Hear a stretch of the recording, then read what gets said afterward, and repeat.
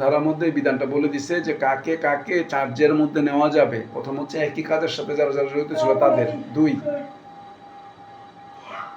উক্ত অপরাধ করার চেষ্টা বা সহায়তাকারী ব্যক্তিগণ, যারা ওই যে দুষ্কর্মের সহায়তাকারী, মানে কাজ করতে উৎসাহ দেয়।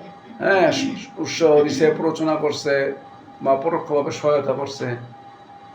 হ্যাঁ, যেমন মারামারি লাগছে, নিজে যাইতে পারে না, তো আমার তো জড়াইছে, আমি 2টা লাঠি দিয়ে দিলাম, আমার পক্ষে থেকে শরিক হইলাম তোমাদের সাথে মারামারি, ডাকাতি করার সময় গেটের তালা খুলে দিলাম, সহায়তা।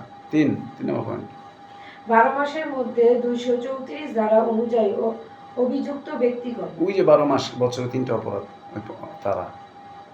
4, চুরি, বলপূর্বক অপহরণ, সম্পত্তি আদায় ইত্যাদি অপরাধকারী বা সহায়তাকারী ব্যক্তিগণ। এগুলির মধ্যে তো চুরি, বলপূর্বক অপহরণ, এগুলি তো এক বা একাধিক ব্যক্তি থাকতে পারে। তারা দণ্ডবিধি 411 ধারা অনুযায়ী অসাধুভাবে চুরির মাল গ্রহণকারী ব্যক্তিগণ, যে চোরাই মাল রাখাটা। হ্যাঁ, কারো বাড়ি থেকে একটা চোরাই মাল, কারো বাড়িতে একটা চোরাই ফ্যান পাওয়া গেল। দেখেন বাংলাদেশের আইনগুলি কীরকম। এক লোক যে ট্রেনের মধ্যে ফ্যান থাকে না, গড়ে, মানে দেখছেন কিনা ট্রেনের ভিতরে ফ্যান থাকে, এখন আছে কিনা আমি জানি না, অনেক ট্রেনে যায় না।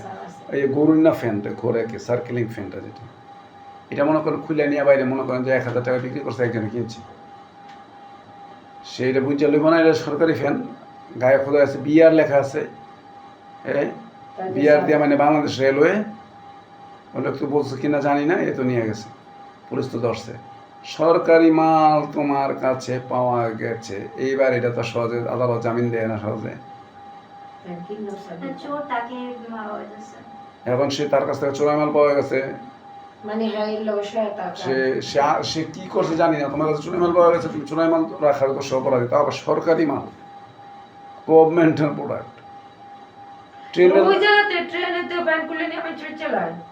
এই দেশে কি না করতে পারে। মেট্রো রেলেতে পারলে মেট্রো রেল খুললে লই দিত, পাবলিককে যদি একটু চান্স দেওয়া হইতো, মেট্রো রেলের সিট খুলে নিয়ে বিক্রি করে দিত। রাস্তার মোড়ের মধ্যে, আইল্যান্ডের মধ্যে থেকে রড ঘুষা টুসা যেভাবে পারে, মেন হলে ঢাকনা চুরি করে ফেলে আমরা, আমাদের জাতির মধ্যে নেশা করাছে না, ভালো মানুষ কেয়ারটা করে নাকি? কি চুরি হয় না বলেন?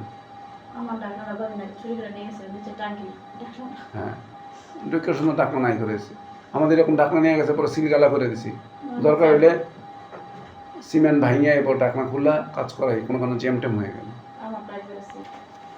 দণ্ডবিধি 414 ধারা অনুযায়ী চুরিকৃত মাল লুকিয়ে রাখা সহায়তাকারী ব্যক্তিগণ, সারাকিত চোরাই মাল রাখাটা, চোরাই মাল রাখা এক জিনিস, আর চোরাই মাল রাখতে সহায়তা করা এক জিনিস। ও চুরি করে না, ও চোরাই মাল রাখতে সহায়তা করছে। করিম রহিমকে একটা চিঠি লিখে দিছে, রহিম এই চিঠি নিয়ে আমার বউরে দিবা, ওর মধ্যে লেখা আছে, বউরে বলছে রহিমের কাছে চোরাই যে জিনিসগুলি দিছি এগুলো যত্ন করে ঘরে রেখে দিবা।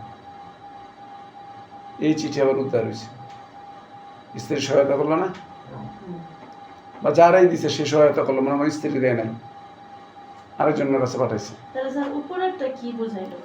স্পেসিফিক এর কাছে চোরাই মাল, আর এ হইল এ সহায়তা করছে, মধ্যবর্তী যে লোকটা, যে করিম যে রহিমের যে নিয়ে যে দিল সহায়তা করে না, একটা যার কাছে পাওয়া যাবে, আরেকজন হচ্ছে সহায়তাকারী, সহায়তা করছে। লাস্ট, জাল মুদ্রা সম্পর্কিত অভিযুক্তদের একত্রে বিচার করা যাবে। জাল মুদ্রাদের বিষয়টা জানলাম, জাল মুদ্রা একত্রে বিচার করা যাবে। জাল মুদ্রা যে কটা পাওয়া যাবে, জাল মুদ্রা তো একজনের কাছে পাওয়া যায় না, বেশ কয়েকজনের কাছে পাওয়া যায়, করা যাবে। এগুলো মোটামুটি 4 সংক্রান্ত